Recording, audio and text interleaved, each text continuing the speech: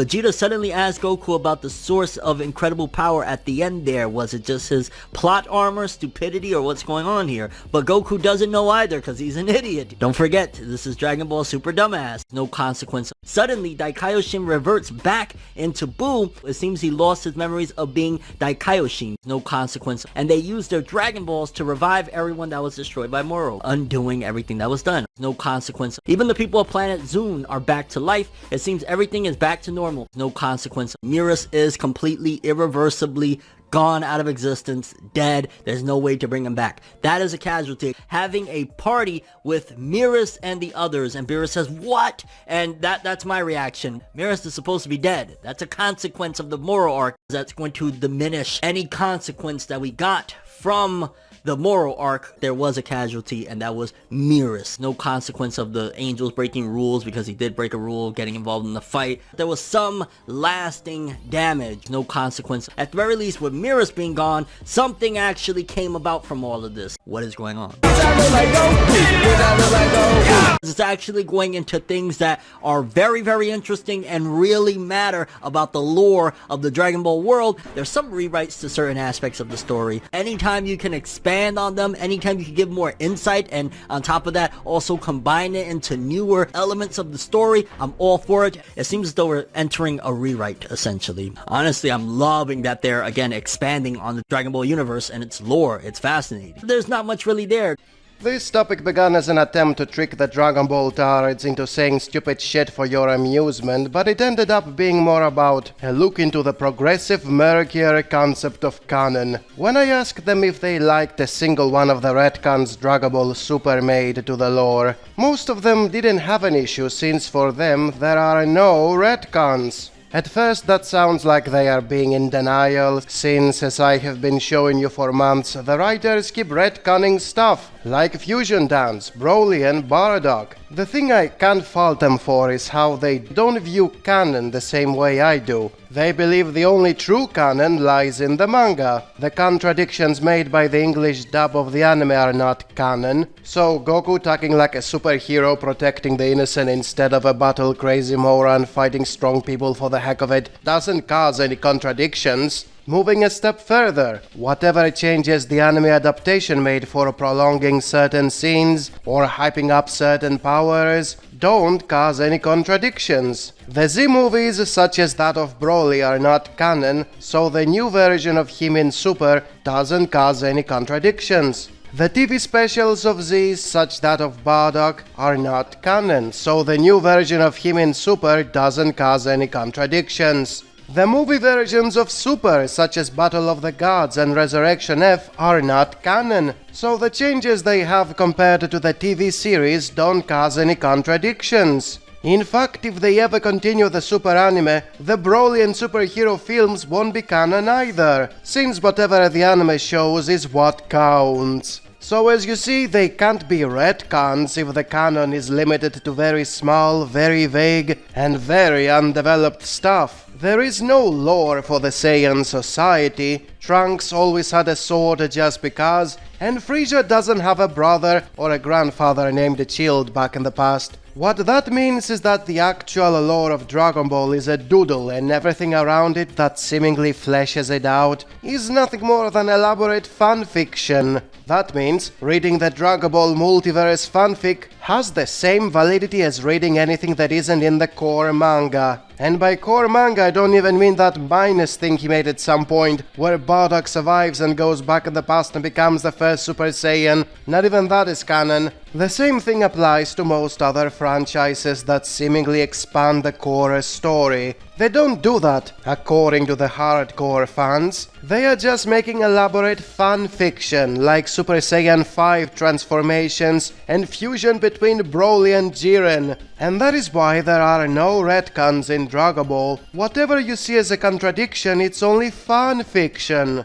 With that said, Dragon Ball is still bullshit with a power scaling that makes no sense. Characters were thrown in the plot and we are supposed to believe they were always there, and with absolutely no lore to give two shits about. It's been 40 years and we still have nothing about the Saiyans, or a Trunks sword, or Frieza's family. It's just Goku and Vegeta. The same thing that we saw in the Moro arc, where it was Goku and Vegeta, and they got their asses handed to them time and time again. What was it, 3 or 4 different times that they fought Moro and got their asses kicked? And the problem that people had was, it's just Goku or Vegeta that are going to take the L. So it's going to be either one of them start the fight, they take an L, the other one jumps in, and then the plot continues to move forward. People are going to continue to get pissed off, because at the end of the day, Dragon Ball has kind of, with Super, written itself into a corner where it's like, hey, we need other people that are going to be on the allied side to be strong. We can't just continue to fight with these two constantly, because it's going to be stale. And here's why it's constantly going to be this outrage of people being upset when there's a loss, because it's been set up at this particular point, and they've been so far removed from being in the same stratosphere as anybody else. It's going to continue to be either Goku goes up first and gets knocked out, or Vegeta goes first and gets knocked out. The fans rage when Goku takes the L. The fans rage when Vegeta takes the L. If we had another couple of characters that were equal to or somewhere in the ballpark of their strength, like, again, I don't know, Broly, would that make it a little bit different? I like it. I like it. So these idiots who are supposed to be paid for professional insight on how to handle themes in stories had the bright idea to accuse Toriyama of being a racist as soon as he died, so they can get clicks, therefore the grifting, because of the way he was drawing black people in Dragon Ball. Everybody collectively attacked them for the stupid shit they said, not because they so much disagreed, but because something negative was said about the person they grew up with and have so many fond memories of all the trips they went together, all the manga they drew together, and all the deep and thought-provoking discussions they had with someone they never met and know nothing about, thus the hypocrisy. Very few of them will openly admit there is an actual theme of racism in Dragon Ball, although it's not related to how cartoony black characters are drawn. First, I'm going to defend Toriyama by pointing out his art style was fairly cartoony. He didn't try to be highly detailed. He cared more about machinery than realistic bodies, thus it was a stylistic choice. Plus, he never made any black jokes and never used black people for comedic effect. They never stole bikes, they never ate nothing but chicken, and they never spoke like they were rappers. And that's why the sweet baby progressives proved once again how cartoonishly stupid the left always is. With that said, racism is part of the setting. You might be able to dub it as a speciesism, but when Saiyans can mate with humans, the result is the same. There simply are races that are superior than other races. Namekians are stronger than humans simply because they are born that way. The same way angels are stronger than any mortal race simply because they are angels. And then there are the Saiyans who can get stronger indefinitely just because they are Saiyans. It's all about their superior genes, therefore it's all about racism. And sure, you can defend it by making it seem like it doesn't matter because Goku is fighting to protect his friends and doesn't act like he's superior to anyone else. But does that really change anything in practice when he is superior to anyone else just because he is a Saiyan? His children are superior to everyone else. His grandchildren are superior to everyone else. His main rival is superior to everyone else. His student is superior to everyone else. Why? Because they are all Saiyans. And everyone else in the show acknowledges that. They know they can never catch up to these guys, or they know they will never get stronger at the lightning speed they do. Why? Because they are Saiyans. It's all about their superior genes. And this is something that expands even to the fans of the show. When was the last time you found a Chaozu fan? How many of them can honestly say their favorite character is not a Saiyan? They might say Satan is the most funny, but they will never say he's their favorite. It's almost always going to be a Saiyan. In the Dokkan Gacha game, for example, the only cards everyone cares about are those with Goku and Vegeta. Everything else is chaff. So even among the fandom, there is clear favoritism between Saiyans and every other race. Therefore, it's not like it doesn't matter or that it doesn't exist. It's there all the time. And let's not forget that Goku was the one who was prophesied to save the world from Piccolo, and then prophesied to save the galaxy from Frieza, and then prophesied to become the God Super Saiyan. Why? Because he's a Saiyan. When you have one race that eclipses every other race, and everyone both in story and in the fandom agree that they are superior to everyone else, how can it not be racism? Therefore it does exist. It's just not related to Mr. Popo having a black face and big red lips. The sweet baby leftists are a bunch of morons, because they are leftists, and wrongfully accused Toriyama of racial discrimination. But that doesn't mean he didn't insert a ton of racism in the show, or that it isn't an issue ever since it's just the Saiyans doing everything, while every other race is left clapping in the spectator seats. Yay, go Saiyans, go! We will just stand here, because we can do shit!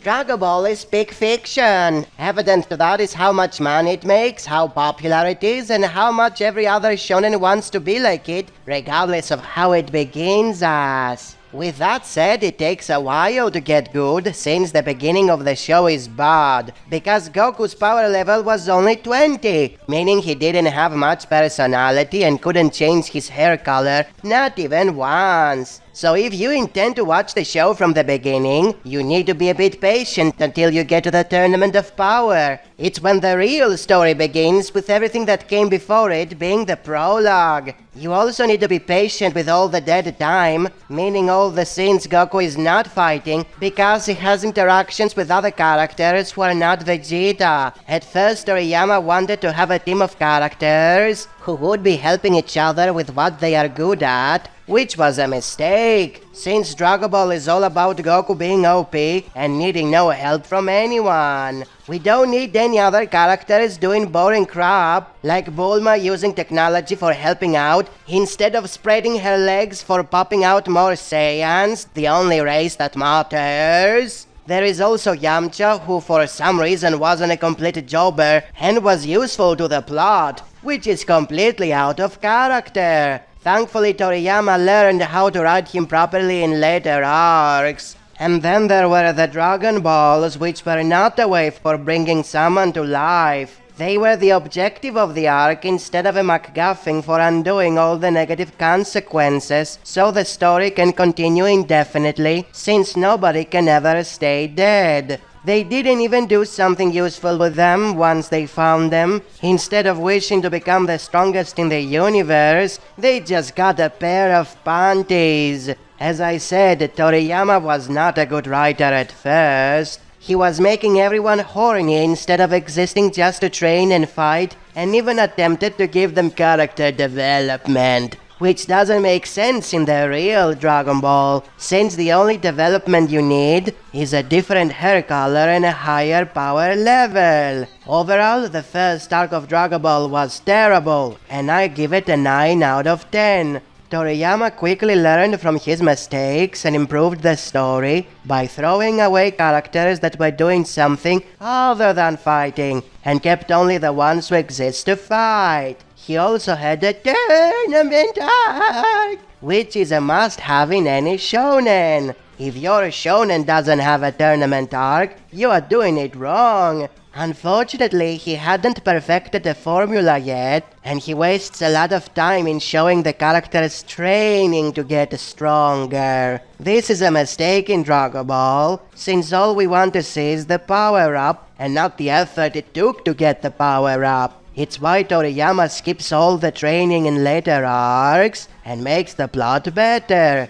I give the tournament arc a 9.2 out of 10. Then the plot becomes even better when it's just Goku steamrolling all his enemies without needing any companions to help him out. This is what we all wanted to see, Goku doing everything and his friends being spectators who are not doing anything besides explaining what just happened, in case the audience was too stupid to get it. The training time also lessened considerably, since nobody cares about the training. It's still not perfect, since it's not skipped, so we can get to the power-up right away, but it is an improvement. I give the Red Ribbon arc a 9.4 out of 10. Then we get the second tournament, where another improvement happens. Goku beats up the main bad guy and makes him his ally. It's so much better than killing him and never seeing him again, which is what happened with the Red Ribbon Generals. there should never be any consequences, and Goku's groupies must only increase with time, even if they have absolutely nothing to offer to the plot, besides saying how amazing is Goku. Thus I give the second tournament arc a 9.6 out of 10. By the end of the original Dragon Ball, the formula was almost perfect. Goku was doing everything. The training was skipped since you could drink water to get stronger. Everybody else existed just for dying and getting resurrected over and over again. And the Dragon Balls were just for making sure there won't be any negative consequences. Thus, a series that began with a terrible 9 out of 10 ended amazingly with a 9.8 out of 10.